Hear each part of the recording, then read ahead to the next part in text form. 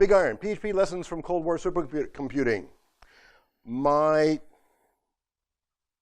objective here is to share with you what it was like programming a supercomputer 40 years ago.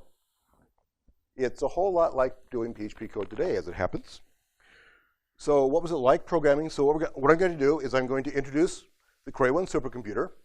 What was so groundbreaking? Well, it was 5 tons.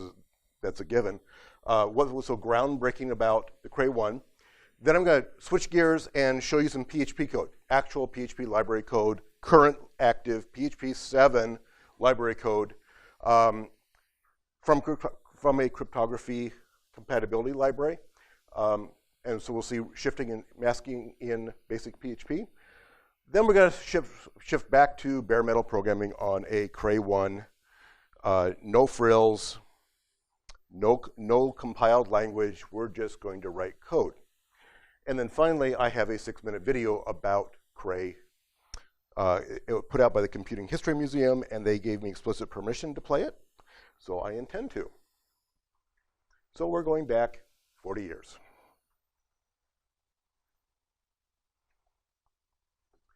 Here's a picture of the Cray 1. You've also got pictures in the sales brochure. By the way, who's got the brochure that says Cray? The other one, the white front one. If you look, so that is the official marketing literature. If you look towards the back, what it shows you is the hardware instruction set. It doesn't say a thing about programming languages. It doesn't say a thing about operating system because there weren't any. Hardware, you wrote in assembler, and that was it on the first one. The second sale, it said, we'll buy it if it comes with an operating system and a Fortran compiler. 6 weeks later, it did. And those people, the very, very small team that did that remained heroes of the company for decades. Okay, this is the Cray 1. This is in Deutsches Museum in Munich. About 6.5 feet high, 5 tons. What you see under here, and this was called the world's most expensive love seat. Literally, under the covers was where the transformers and refrigeration, power supplies and refrigeration units were. So Cray Research was very, very simplistic. The mission statement was, well, the unofficial mission statement was, we make the world's fastest computers. Period. That's it. One mission. Very, very clear. Remember, this was not long after we put a man on the moon. And then John F. Kennedy's famous statement, we will put a man on the moon within 10 years, which did happen. And so it's a very, very simple statement. Also, another thing that very much distinguished Cray as a company, and therefore the Cray people, was the corporate values. And what we called the Cray style. And actually marketing got involved and actually published something called the Cray style. And to pass around if you want, but the key point is at Cray Research, we take what we do very seriously, but we don't take ourselves too seriously. And the Midwest attitude, and that was kind of part of the Cray mystique. Okay. This is a Cray 1 mainframe being put together, wired together by hand. You're looking at 60 miles of twisted pair wire, all of that 1 foot, 2 foot, or 3 foot length, mostly 1 foot lengths, 60 miles of it. So these are the modules. The wire mat gets to be that thick and tight, that thick in the back plane, directly behind. It's in the shape of a C to reduce the wire length between columns. And so what she's doing is there'll be a wire attached to a pin here, and then a wire attached to a pin somewhere else, and then she'll bring the 2 wires out and use the shrink wrap soldering iron type connection to connect the 2 wires. And in fact, this is the heat gun right here, up at the top there. And then you can see she's got a number of probes here. So once you make the connection, then you use the probes to make sure that there is actually a connection from where it's supposed to be to where it's supposed to be. And it took 3 or 4 months, if I recall right, to put together a Cray mainframe. Cray at the time was shipping, in the 1970s, Cray was shipping 4 and 6 mainframes a year. That's it. How fast? Oh, yes. Yes, this was, oh, thank you. Silicon-based, yes. And actually, let me see if I can back up here. This is one rack, one column of modules, and you can see the chips here. So what we have is a circuit board with bare open chips. And each chip was 1, 2, or 4, 5 input, 4 output NAND gates, and almost the other than memory, what we now call RAM, other than the RAM and the channel logic, input-output channel logic, 99% of the computer was made of these chips, 5 input, 4 output NAND gates. The memory chips were 1024, yes, 1K, 1024 bit chips. 1K bit chips. And that's what a Cray one was made of. Large-scale packaging didn't exist yet. What had already been the transformational thing was the change from vacuum tubes to transistor circuits, and now to integrated, integrated circuits. And that's where we are. I might as well show you. What you're looking at here is a circuit board. So what we had was one circuit board, 2 circuit boards. 1 circuit board, 2 circuit boards. Turned upside down, and then put on both sides of a copper plate that's about 1/8 of an inch thick. And so what's sliding in here is actually the edges of the copper plate, the copper being the conductor of heat. So to get the heat off the chips, we have two circuit boards, and then one column is 72 of these modules, so 144 boards high is what a Cray one is, times 12 columns. Does that answer your question? Were these what? In the museum? Yes, and in fact, this one is in Munich. This is actually that's actually right now sitting in the Deutsches Museum. There likely one is in Washington, D.C. somewhere. I think there is one in the Smithsonian somewhere. There are several in California, in Seattle. From time to time, you can buy one on eBay for about $500, shipping not included. 10 million, $6 to $10 million. Okay, so picture a company of 500 to 1,000 employees. They only make 5 or 6 mainframes in a year, but we're collecting $10 million a piece. Do the math, and it works out. Now, did the employees get that? No, but there was profit sharing. So stepping back 3 or 4 years prior to Cray Research,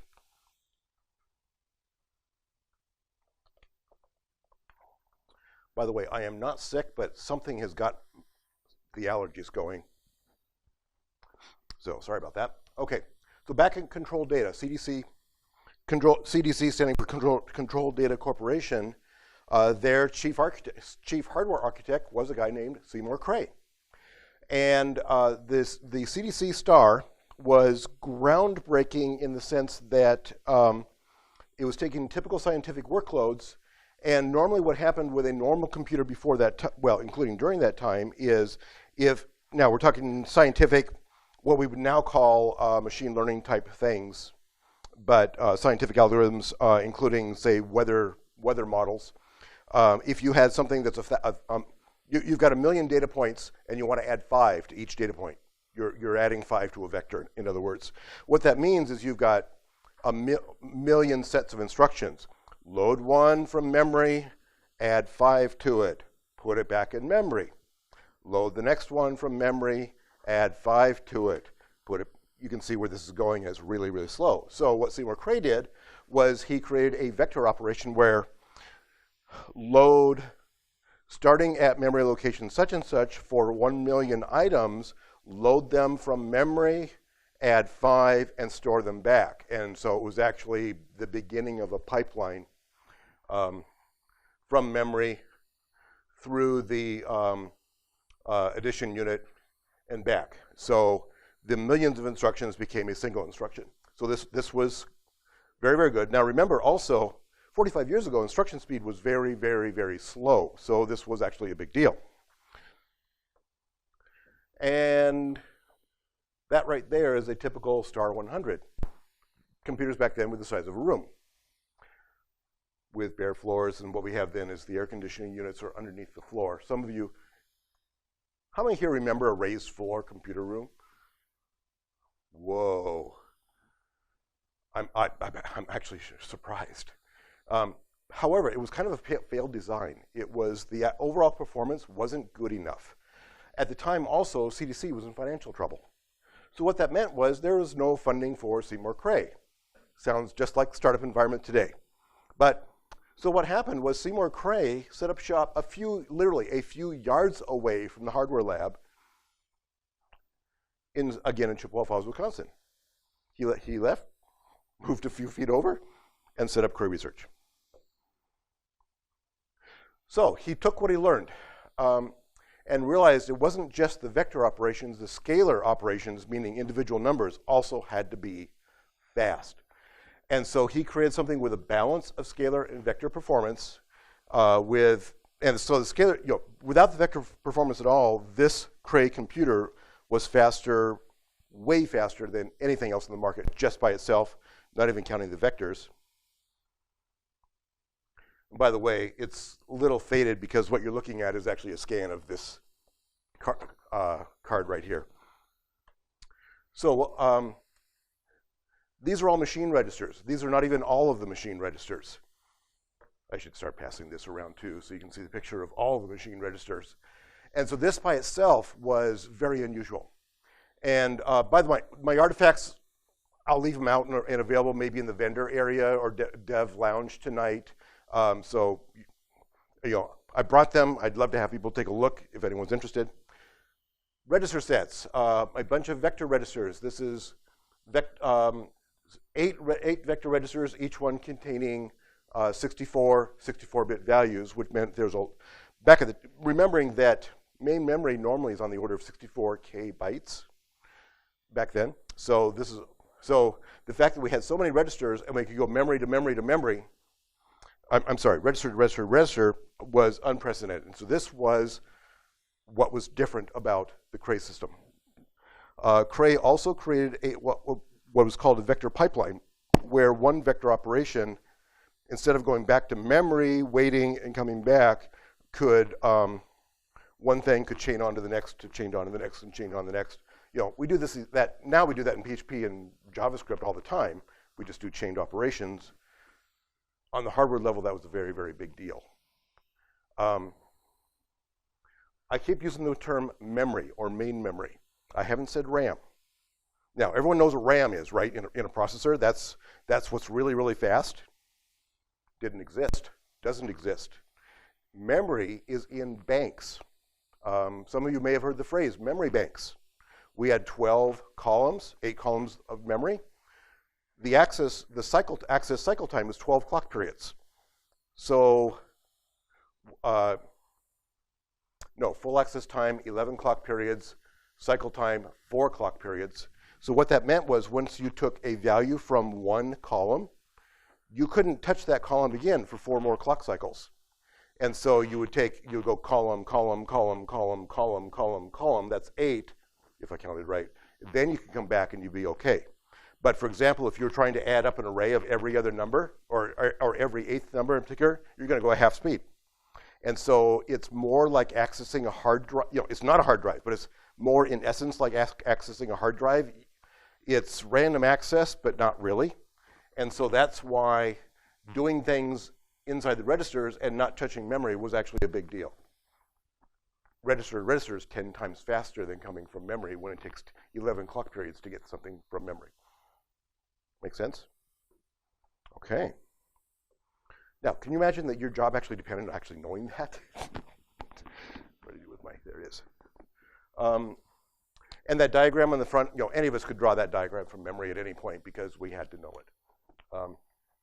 Okay, PHP. There is a problem in PHP, there is a problem in cryptography, which includes in PHP, where if you are encrypting a string of a given length, depending on what the string is, if it takes a different time to encrypt it, then an attacker can figure out things about your string. So, and in this case, it has to do with processor cache, so it's called a cache timing attack. You can read about it if you care to. We don't care. But the code that we're about to look at is out on GitHub. That's it. About a dozen lines of code. No big deal, right? Has anyone here dealt with a dozen lines of PHP code before? Right. Easy, right? Okay, this is really basic stuff. On the Zen certification, there's a section called Basics. We're in that section. But this is not easy. This is basic, but it's not easy, I promise. Your brain's about to hurt. So bear with me. What we're going to do is we're going to encode one character. Why do a whole string? We'll just do one for the demo.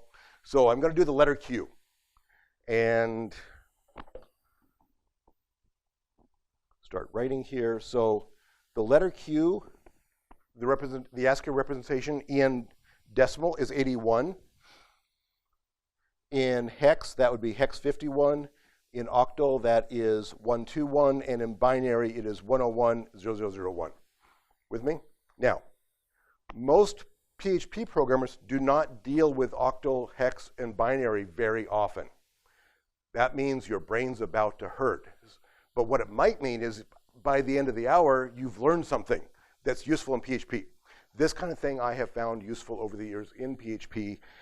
When you start, looking at cryptography code or core development or network code or things like this, dealing with individual bits and bytes, it helps to know this stuff.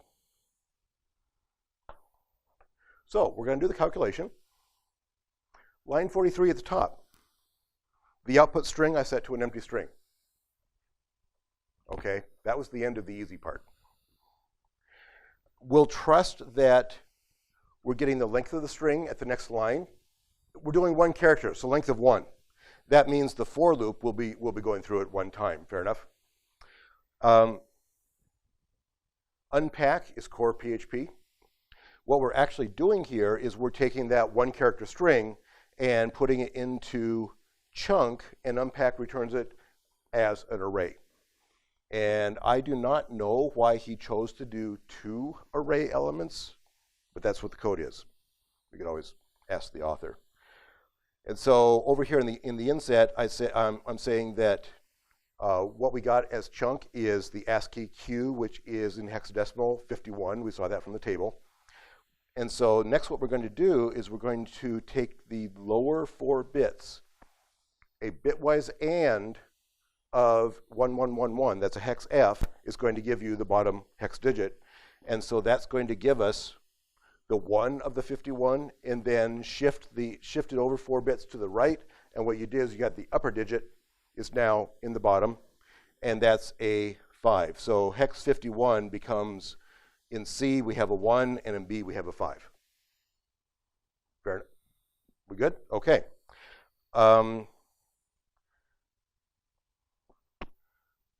Does that look scary to anybody in this room? It does to me. We good? Somebody had a fun time writing that? Okay. So we're going to do that in a separate slide. What we're going to do here, remember that we're dealing with a 51. So our objective is to end up with a string 5, 1. That's what we're trying to accomplish. So the fact that we know the answer actually helps this out a little bit. So you might remember that $B was the upper digit. That's a 5 in decimal. In hex, it's a 5.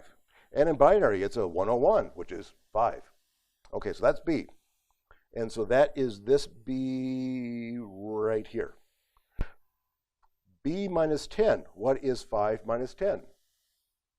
Minus 5, we're good there. What's minus 5 in binary? How many here have dealt with 2's complement arithmetic? More than I expected. Guess what? Trick question. How many here have dealt with negative numbers in PHP? Any kind of negative number in PHP. It's in 2's complement arithmetic. Trick question. In other words, if you were to actually dump it out in hex or binary, you'd be seeing that you're dealing with 2's complement arithmetic. So the way you get to from a positive 5 to a negative 5, the way 2's complement arithmetic works is you take all the bits in binary and flip every bit. Every 1 becomes a 0, every 0 becomes a 1. You flip the bits and add 1. That's called 2's complement. By the way, if you simply flip the bits, that's 1's complement. There is a PHP operator for that. It's the tilde. That's what it does. If you flip the bits and add 1, that's 2's complement, which is what we did here. So can you see that between one line and the next, we flipped the bits, and then we added 1, so it's not quite obvious. Okay, so minus 5 in hex is that, and in binary is all that. Okay, so that was the B minus 10. The next thing we're going to do is shift things 8 bits to the right. Okay, so this, see if I can erase a little bit here. So this right here is 8 bits. We shift that off. We're going to get rid of it. And so these 8 bits become these 8 bits. And the PHP rules say the sign bit gets copied in. So as you're shifting in, the sign bit gets copied in. So we end up with 16 bits, which is actually a negative 1. So B minus 10 shifted 8. At this point, we're a negative 1. You see the pesky 38 right there.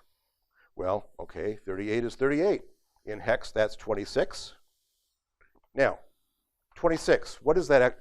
How would you convert 26 to decimal if you didn't know? You'd have 2 times 16 is what? Plus 6. So 32 plus 6 is going to be 38. So that's how you know hex 26 is decimal 38. Still with me? Okay. But this says tilde 38, 1's complement, flip all the bits. So I've got the 26 here. Can you see that I flipped the bits? And that turns out to be negative 39. Okay, so up here, my result was negative 1. And here, my result is negative 39. That is this part of the calculation. So negative 1, bitwise ANDed with anything is anything. True and anything is the anything. 1 ANDed with anything is the anything. So negative 1 ANDed with negative 39 is going to be negative 39. Now we need to add in 87 plus b, the left part of the expression. Well, 87 plus b and then the minus 39, so we're going to go to the next slide because we ran out of space. So 87 plus that 5. Remember, b was a 5. So 87 plus 5 is 92 in decimal, and over here I've got it in binary. And then over here is minus 39. So 92 plus negative 39 is 92 minus 39. And if you care to trust, if you don't trust me, do the math. Slide rule available, although it doesn't do addition. And what we have is 53. Now it gets a little bit spooky. 53 is ASCII digit 5 by magic. Okay, so we got our 5. Now, that was one line. We're about to do the other line. No, we're not, because we're doing a 5 and a 1. What's the difference between 5 and a 1? It's a 4. So I know the result was 53 for a 5, I subtract 4, and I know the result's going to be a 49 for a 1, and I'm not going to bother doing that line. It just is. Anyone, the slide deck will be available. If you want to do the math, you're welcome to. So the net result is 49. which by the beautiful coincidence is an ASCII 1. So if we do the pack of as a character and as a hex character and a hex character, 53 and 49, what that ends up being is hex. The $ hex becomes a string 51. So we converted a Q, which is ASCII, as ASCII in decimal would be 51, in hex would be 51, and we now have the string 51. So there are functions to do this, and by the way, this is a library function to do exactly that in a cryptographically secure way of doing it. There's good news involved here. We don't actually have to care. There's a library function for it. But this was your warm-up. Now we're going to do this for real on the Cray 1.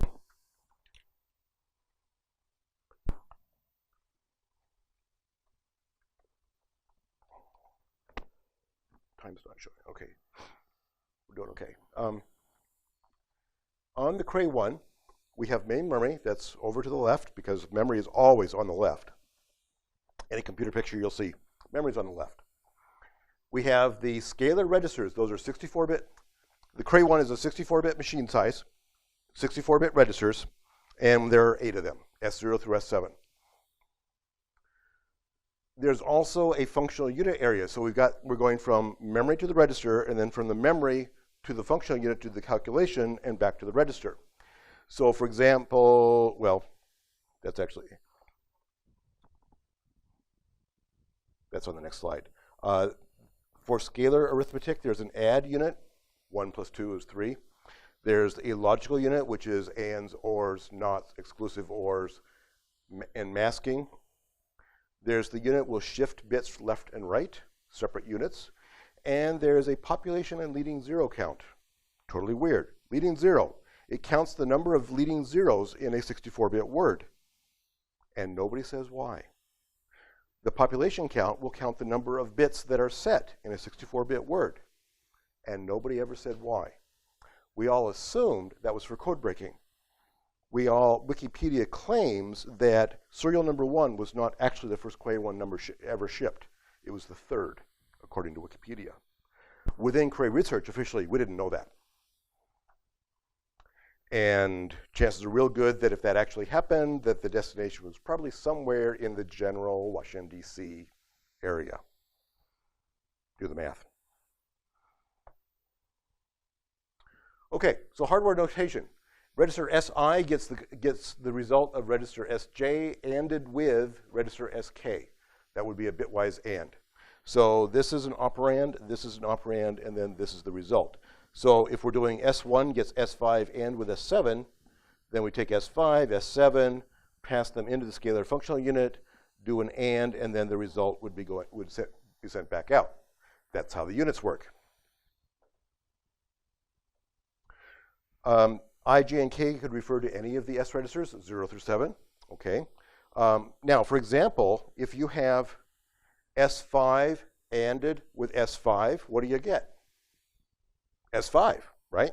So if it's S1 equals S5 ANDed with S5, all you've done is a transfer from S5 down to S1. Anything ANDed with itself is going to be itself. So if J equals K, that would be a simple copy. If J equals K equals I, S5 gets S5 ANDed with S5. Nothing happened, except you took 1 clock period to do it. It's a way of getting timing to work out right. So it's a no-op instruction. It's actually done very commonly for the timing of the vector operations, actually. Was 40 years ago. I'm living in the past for 1 hour. Scalar shift. Scalar shift can do a single shift, a double shift, or a circular shift. If you put 1 register in and say you want to shift it over by, say, 5 bits, it will shift it over, end off 0 fill, and then you put the result where you want. That takes 2 clock periods. Or there's a different instruction that says take 2 registers and put them in.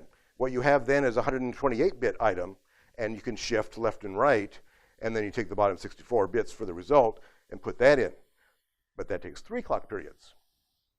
If the left and right are the same, what we have is a circular shift. Think about this. S5 and S5, the same content, and so you're shifting, but effectively it's a circular shift. But it's 2 registers, takes 3 clock periods. Do you care? You will. Back to the scalar logical unit. You saw the picture of the Cray one, right? So it's got different columns, it's got lots of wire, 60 miles of wire. Okay, it takes time to get down, for a signal to get down 60 miles of wire. A clock period is 12.5 nanoseconds, 80 megahertz, 12.5 nanoseconds. Does anyone know, thank you, or just put it on the chair if you don't mind, how far does light travel? You know, that's your maximum speed. How far does light travel in 1 nanosecond? 1 foot, 30 centimeters, 29.997 centimeters. It's rare for me to get someone who knows that. On the Cray 1, propagation through the wires, 6 inches per nanosecond. So what that means is in 1 clock period, you've got a maximum of 12 feet of wire that the signal can, 6 feet of wire. Speed of light would be 12. So you can't go very far, and that's why things take multiple clock periods to actually get the result. So what Seymour Cray did was the logical unit, which is the ands, the ors, and the nots. One of those circuit boards has the actual S registers on it. It also has the logical functional unit on it. What that meant was the ands, the nors, the nots, and the masking were all on the same board, didn't have to travel to a different module, and therefore the result was always available in 1 clock period. And that was actually one key to why the Cray computer was so fast. Somebody was thinking. Okay, I'm going to walk through this really quickly. You can get it in the PHP manual if you want. This is the formal definition of AND. The white box is called a truth table. In PHP, you say S3 equals S1 bitwise and S2. And the way it works is vertically. 0 ANDed with 0 is a 0. Only when both are a 1 is the result going to be a 1. Fair enough? Fair enough. The hardware people call this the logical difference, and I'll show you why. What we call it is exclusive OR. That's the caret operator. It's right there. If both bits are different from each other, you get a 1. It's a logical difference. If they're different, you get a 1. That's what exclusive OR is. If they are the same, you get a 0.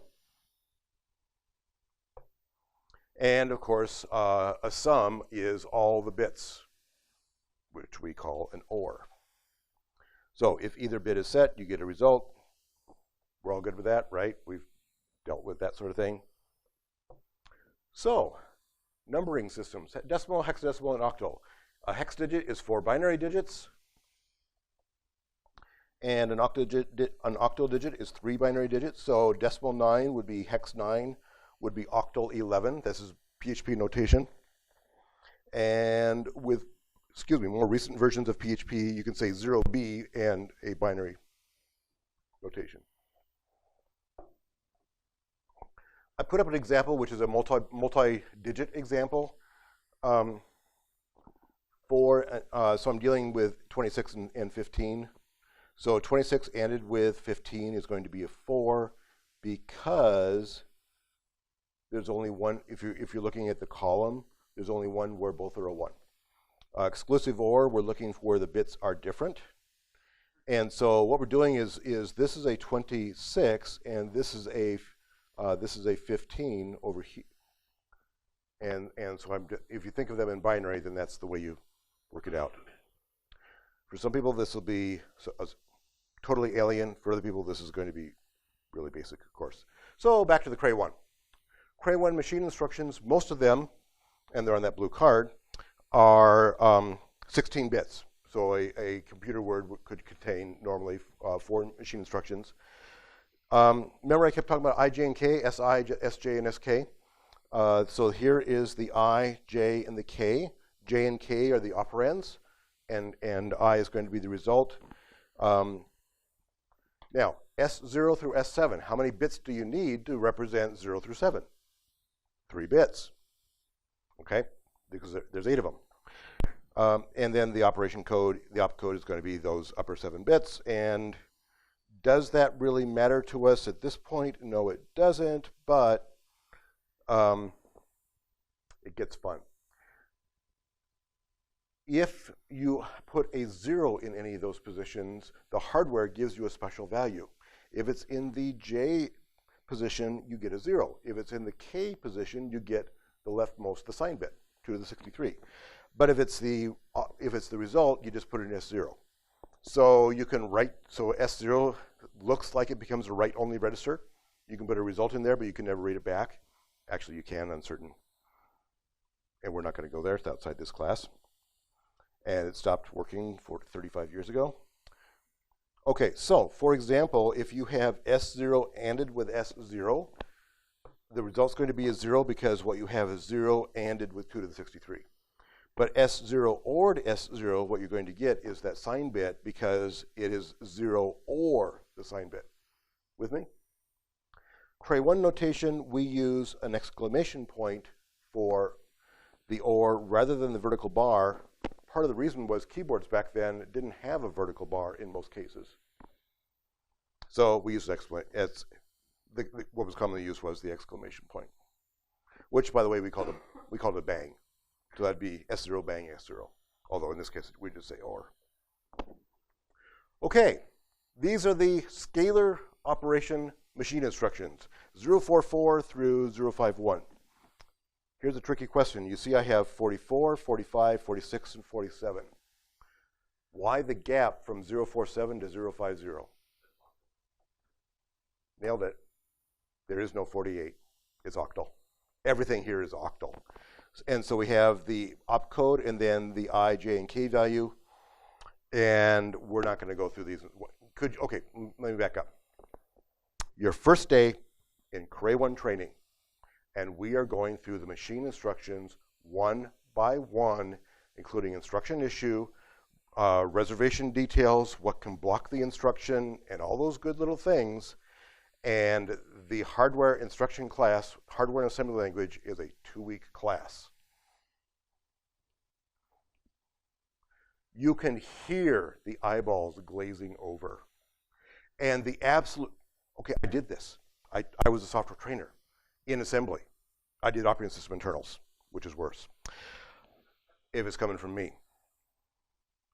The absolute worst is you have a big lunch, and then you're in a warm room an hour later. Anyone there right now? You with me? You know, standing rule was I wouldn't be offended if you stand up and stand over on the side because you're less likely to fall over and hurt something if you're standing up. But we kept going in the afternoon with, yeah, okay. So, PHP. We're back to something simple. So what I have here is well, it's real PHP code, but it's kind of faked. And what I'm doing here is I'm going to show you 10 lines of Cray assembler, but this is what we're going to do. So I'm going to show you in PHP, and then we're going to do it on the Cray 1. How am I doing on? This does end at 4, correct?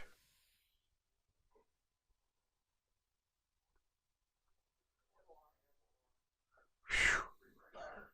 Okay, whoever said 4:30 could get hurt. Okay, we're good. So what I have is, remember, we bring things from memory into a register, so I just create a little array to fake that memory. So I have, in there I have 511, 1048576, which is 2 raised to the 10th power. You all know that. 1024, I'm sorry, 2 to the 20th power. 1024 will be 2 to the 10th power. You do know that. And plain old 0. So we're going to take memory sub 0, 511, put that as sequence. Starting address is going to be, starting point would be 1 million, and then the length is 1,000. Okay. What we're going to do, just for fun, is we're going to pack that into a single 64-bit value using shifting and masking and the things we just theoretically learned. So what that means is then I have a 64-bit word, and I have 24 bits, and I have 24 bits, and then up at the top I have 16 bits. Anyone verified? What does that add up to? How many bits? Okay. Would you agree that this much is 48 bits? So if I want to get from here to here, I would shift to the left 48 bits. With me? Well, just by an interesting coincidence, it's almost like this is reality TV, we're going to shift over to the left 48 bits. So sequence is going up here. Start is going in the middle, 24 bits, and I am ORing it in to the result. And length is just down at the bottom, so I can leave it where it is and OR it in. Now, if it's more than 24 bits, I could have an overflow, and this would be a problem. But, of course, I can look at the data and see it's not more than 24 bits. And, you know, if you look at the data once, you're never going to have an error from then on in the next 5 years, right? OK. So we're going to take the result and put that in memory 3, which means it's actually going into this value right here. With me, that's what we're doing. OK, so what I did is I ran this code, and in octal, 511 is going to be in octal 777. 4 million octal, 2,000 octal, and then can you see that here is the upper set of bits, the middle 24 and the bottom 24? Now we're going to do it for real. It's only 10 lines of code, right? Ever had somebody try, like boss try to tell you, it's only 10 lines of code? And I think, okay, first 4 lines. What we're going to do is we're going to look. What I have is, here's what we just did in PHP. Now we're going to do it in Cray-1 machine instructions. So I just arbitrarily said we're dealing with we're starting at memory address 1234, just because. So what we're going to do is the contents of the address register offset by 0, memory sub 0, goes into S1. That's the sequence. Offset 1 goes into start, and offset 2 goes into length. Trust me, we're doing the same thing. And I have a little notation over here as to how many clock periods it takes to actually do that. And that'll become relevant in a few minutes. Next few lines. Remember, here is a mask of 24 bits. 24 bits is 30 octal. We're dealing with octal numbers now. 3 times 8 is 24. So I have all 1 bits down the bottom 24 bits. I am now going to, what does S1 contain? It's on a previous slide. Yeah, when you're dealing with assembly language, you personally have to keep track of what everything contains. Yay. Okay, so luckily we've got the comment right here that was $ sequence. We're going to shift it over 48 bits. 6 times 8 is 48. 60 octal is 48 bits. So S1 gets S1 shifted over. That takes 2 clock periods as promised.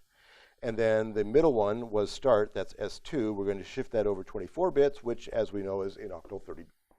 Is octal 30. So that was shift the sequence up to the top, shift start over 24 bits. We actually have sequence still in S1, and we have start in S2. And if this were a real class, you'd have to remember that for the next slide. S1 ORed with S2. That's the sequence ORed with the start. We're going to put that in magically S4. Obvious variable names right here, right? Yeah. Now we get S4 gets S3, bang, S4 ended with S5. That is a scalar merge, and I'll show you what that means on the next slide. What we're doing, though, is we're taking the sequence, shift over 48 bits. We did that. Start, shifted that over 24 bits. We did that. And then put the length down at the bottom. That's what we're doing. And we're doing that with the 050 hardware instruction, which is, in fact, the scalar merge. Yeah, you had to know this because it was awesome and cool and only took 1 clock period. So here's the result register we're going to put things into. It's already got part of the result, it's $ result. We already got part of that in there. And then I'm setting up a mask saying I want to extract this middle 24 bits. And so that's the mask. Here's what we want to take. We're adding into it. So the net result is, here was the $ result. Here's the part we're putting into it right in the middle. And that's how the scalar merge instruction. So what you're doing is you're combining fields into a single field. You're packing things.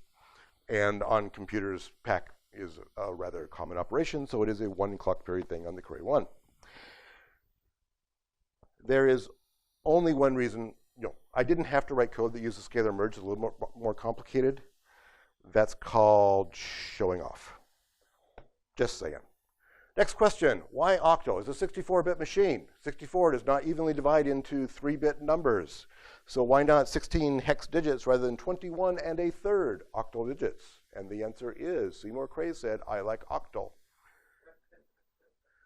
If there are any questions, take a look at the company name. It is Cray Research, Inc. I like octal. There was, it's not end of discussion. There is no discussion. Everything is in octal, whether it made sense or not. It's Seymour's company. Truly, seriously, it was that simple. Nobody asked the question. Everyone asked the question once. Nobody asked the question a second time. Okay. I'm going to skip over this section. It's more machine code. You've been let off easy. And I'm going to give you an extra slide here, which is, when I get to it, yes, the functional units. This is part of the same registers I was showing before. The functional units are independent of each other. What that means, it's a single CPU system. What that means is, if you are putting things into the shift unit, which takes 2 or 3 clock periods, you can still do something with the add unit because it's independent. They're also fully segmented. What that means is, if the integer add, which takes 3 clock periods, a plus b, what you can do is you can put 2 operands in, and 3 clock periods later, you're going to have a result. That's true. So S1 and S2, you put them in. The next clock period, you could put in S3 and S4, and then S5 and S6. And in other words, it's a pipeline. It acts as a pipeline, and so it literally is a pipeline type operation. And the vectors work that same way, and that's why the Cray 1 was groundbreaking and so fast for the time. Was these things? So another way to put that is, the Cray 1 does 80 million instructions per second. And floating point calculations normally take longer than, say, simple scalar merge and so on. The Cray 1, 80 million instructions per second. The maximum it could issue is 80 million instructions per second. But it would normally sustain over 100 million results per second on a single CPU because so many things were going in parallel. And so, did we have optimizing compilers that could do that for you? No, we did it by hand. I know that this was 2 clock periods, so I will schedule my instructions the other way around. And here's an example right here. I am doing a scalar addition right here. It's going to take 3 clock periods. That means my result, S2, is going to be available 1, 2, 3 clock periods later. I can use the result. Therefore, during those intervening clock periods, I will fire another one into the same add unit. And 1, 2, 3 clock periods later, it's called hand scheduling instructions. People did this for a living. And we're just going to skip right ahead. Okay, caveats. This is the Cray 1 mainframe with the skins off. This is a column, a column, a column. The 4 middle columns were the CPU, one CPU. The 4 outer columns over here, the 4 atom columns over there, those were the 8 memory banks. Caveats. What was different between the machine instructions and in PHP? A left shift loses the sign bit, and it, okay, if you're shifting to the left, of course, that means you're shifting off the sign bit, and what's coming into the right is zeros, different from a Cray 1. Right shift, it propagates the sign bit, and we actually saw that on the calculation. Also, in today's real world, you might be dealing with 32-bit machine code, you might be dealing with 64-bit machine code. Anyone who's dealt with Windows knows about Windows 32 and 64-bit systems. The point is, if you're doing bitwise operations, the results could be different based on machine size. And finally, memory can be what's called big endian or little endian. If you've never heard the phrases, bless you. If you have, you've been hurt by it. And just be aware that if you're dealing with bitwise operations, you need to know about network order, network byte order, which is different from the actual hardware of big endian or little endian. And yes, I had a bad experience with that. I had never heard of it until it didn't work across the wire. Okay, second caveat. Again, we have a picture of the actual Cray 1 module in a test jig. So we've got the wires coming off the backplane there, twisted pair, white and blue. If you're doing bitwise operations and both operands are strings, it will do the bitwise operation on the ASCII values in the string. Probably not what you thought you were going to do. Be aware of it. It's not going to change them to integers. You got strings. It's going to flip ASCII bits in the strings. Not going to be good. Likewise, the tilde operator, which is the inverse, same deal. If it's a string, it'll flip the ASCII bits. That's according to the PHP manual. But if you're using the shift operators, it'll force them to be integers on both sides. You know, what you're shifting and how many bits you're shifting, those are both going to be forced to be integers. And that should be what you want, but of course, if it wasn't, you're going to have a surprise. Last point is bitwise is not Boolean. Boolean is true and false. Is 1 as a Boolean true or false? True, because a 1 is coerced to become true. You know, 1 = true is false. 1 = true is, of course, true. So a PHP Boolean expression values to true or false. Yes, the bitwise operator expression evaluates to a full integer result unless you are mangling your ASCII strings. And what that means is, again, same bitwise operator code on different machines could give you different results because of the word size. So why this class? Corresponding with James Seibel, who wrote the explanation for a legendary piece of literature called The Story of Mel, he explained to me, the first thing I do in interviewing a candidate is determine what type of engineer they are. Not that there's anything wrong with journeyman programmers who write the glue for existing APIs, but someone who gets it fundamentally is a huge asset to any organization.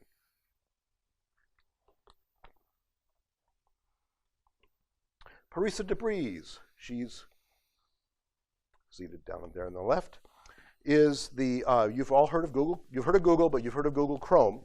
She's the head of the security group at Google Chrome, so they call it the Department of Chromeland Security. As the head of the security group, she, of course, gets asked about getting people, how do you get into security? So she wrote an article, naturally. We call it FAQs these days. So explaining that there's no single or standard or preparatory path, she wrote, independent of how you acquire it, you'll benefit from having a strong understanding of applied computer science or how computers and software work. Much of applied computer science is about solving problems with layers of abstraction, and security is often about finding the flawed assumptions in those abstractions and then figuring out how to best fix or exploit them. Quick recap, and then I've got a video. I believe we might want to, I'm going to talk fast. When you see or use PHP bitwise operators, think hardware.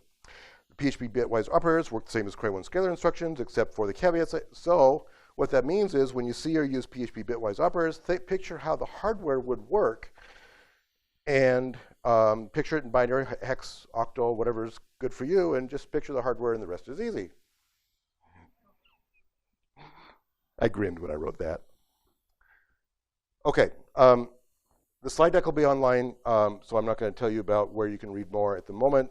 I have a video somewhere.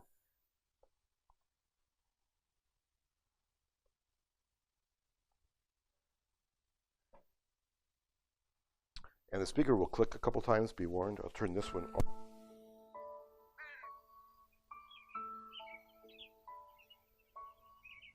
Chippewa Falls, Wisconsin. Home to dairy farms, Line and Kugel beer, and supercomputing.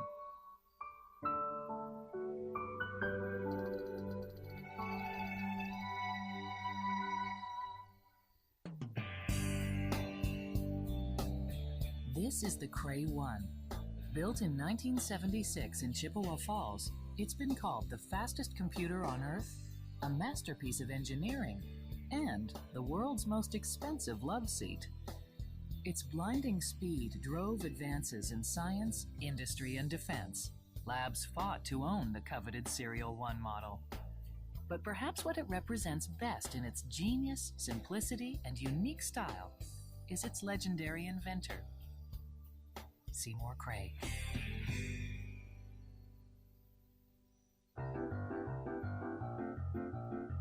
Born in Chippewa Falls in 1925, Cray spent his childhood experimenting with electronics.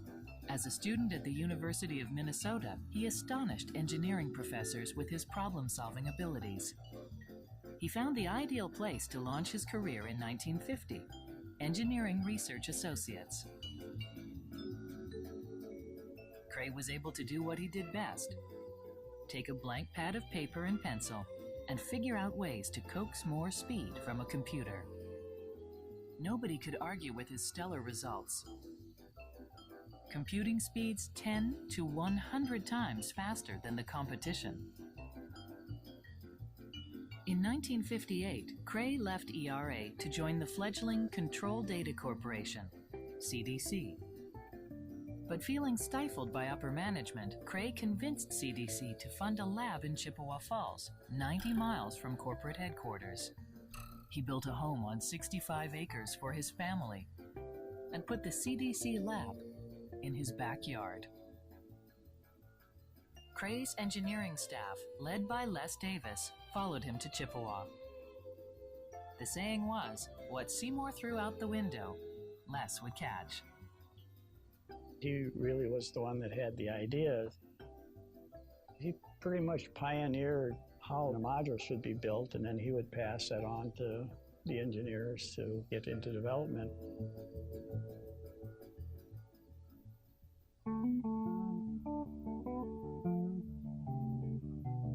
Cray enjoyed sports and hobbies, some unusual, such as digging a tunnel beneath his home. He once joked that elves inspired him as he dug.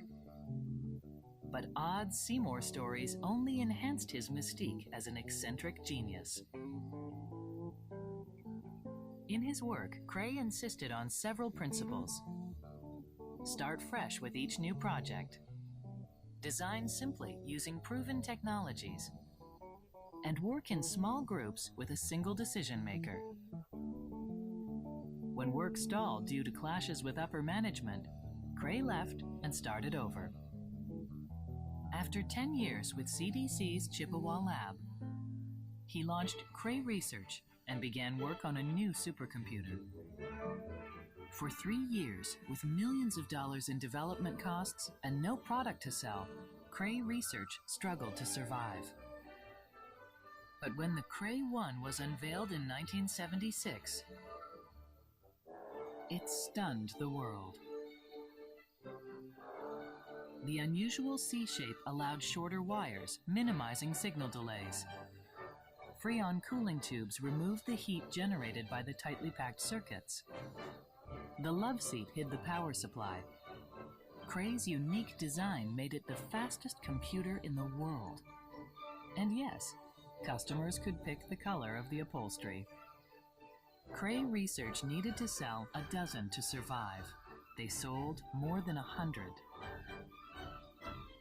Throughout his 45-year career, Cray's bold ideas secured his place at the forefront of the supercomputing industry.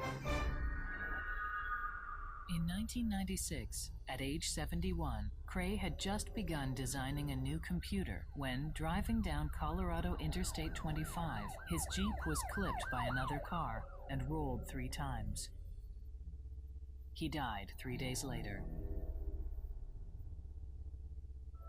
When Seymour Cray lost his life, the computer industry lost one of its brightest stars. Engineers lost a hero. Chippewa Falls lost a treasured son.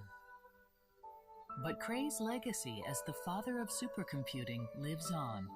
His brilliant innovation and unswerving commitment defined the era of supercomputers. I could have never thought that I'd had an opportunity like that. But even as some of us get together nowadays and we talk about it, we said, boy, those were really great days, weren't they?